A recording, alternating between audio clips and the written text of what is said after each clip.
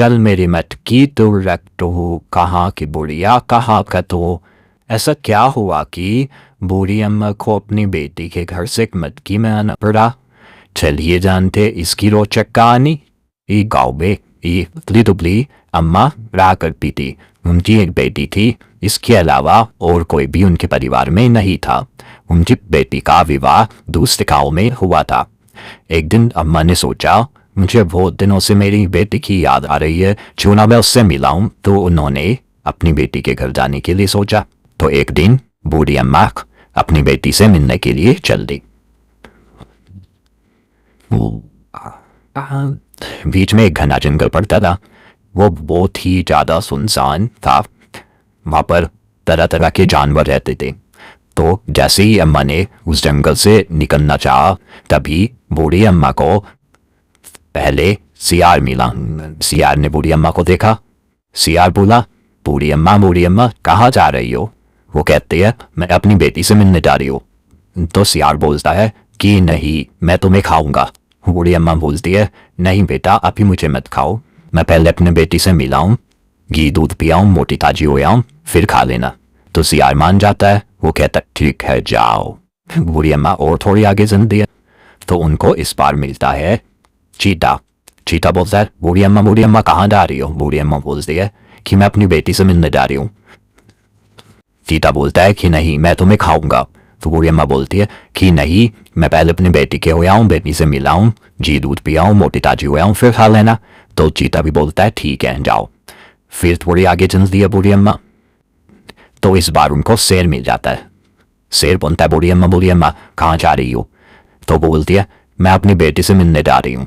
तो शेर बोलता है नहीं, मैं तुम्हें खाऊंगा। तो बूढ़ी अम्मा बोलती है नहीं, पहले मैं अपनी बेटी से मिलाऊं, घी दूध पियाऊं, मोटी ताजी हो आऊं, फिर खा लेना। तो शेर भी मान जाता है ठीक है। ऐसे करते करते बूढ़ी अम्मा अपनी बेटी के पास पहुंच जाती है। बूढ़ी अम्मा वहां पे रहती है, घी दूध पीती है, मोटी ताजी हो जाती है। बूढ़ी अम्मा अपनी बेटी से बोलती है अब बहुत दिन हो गए हैं बेटा, अब मैं अपने घर जाती हूँ। फिर उसको याद आता है बूढ़ी अम्मा को, अरे रास्ते में तो मुझे जानवर मिले थे, वो बोल रहे थे कि हम तुम्हें खाएंगे। तो वो अपनी बेटी को बताते हैं सारी बात। तो उनकी बेटी कहती है अच्छा ठीक है, तो मैं आपको इस मटके में बिठा देती हूँ और आपको बस ये कहना है कि चल मेरी मटकी तुर रख दो, कहा की बुढ़िया कहा का तू। तो ऐसा ही कर दिया उसकी बेटी, अपनी माँ को उस मटके में बिठा देती है। चल मेरी मटकी तुर रख दो, कहा की बुढ़िया कहा का तो। चल मेरी मटकी तुर रख दो, कहा की बुढ़िया कहा का तो। चल मेरी मटकी तुर रख दो, कहा की बुढ़िया कहा का तो। बेटी के घर से जाते हुए सबसे पहले शेर मिलता है। शेर समझता है कि इसमें तो कोई है, मटके में ये चल रहा है मटका, तो वो उसके पीछे पीछे हो जाता है। ऐसी बूढ़ी अम्मा चलती रहती है उस मटके में, बोलती रहती है चल मेरे मटके तुर रख दो, कहा की बुढ़िया कहा का तू। मटके के पीछे चीता आ जाता है कि इस मटके में तो कुछ है, तो वो भी उसके पीछे पीछे चलने लगता है। फिर बूढ़ी अम्मा और आगे चलती है ऐसे बोलते बोलते चल मेरे मटके तुर रख दो, कहा की बुढ़िया कहा का तू। आगे फिर सियार भी उसके पीछे पीछे हो जाता है।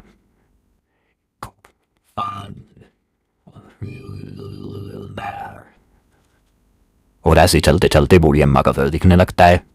लेकिन घर तक पहुंचने से पहले ही बूढ़ी अम्मा का मटका एक पेड़ से टकरा जाता है और टूट जाता है। जैसे ही मटका टूटता है बूढ़ी अम्मा को जानवर पहचान लेते हैं। अरे ये तो वही बूढ़ी अम्मा है जो हमें अपनी बेटी के घर जाते हुए मिली थी, और अब ये हमारा मूर्ख बनाकर इस मटके में आ रही थी। अब तो हम इसे जरूर खाएंगे, कितनी मोटी ताजी हो, तो हम इसे जरूर खाएंगे, ये कितनी मोटी ताजी हो रही है। फिर सारे जानवर मिलकर बूढ़ी अम्मा को घेर लेते हैं और बोलते हैं कि आज तुम दोपहर खाएंगे बूढ़ी अम्मा। तो तभी बूढ़ी अम्मा बोलती है कि रुक जाओ, पहले मैं भगवान का नाम ले लूँ, फिर मुझे खा लेना। तभी बूढ़ी अम्मा नीचे डूबती है, अपने हाथों में बालू भर लेती है, उन सारे जानवरों की आंखों में बालू भर देती है और भाग के अपने घर में घुस जाती है।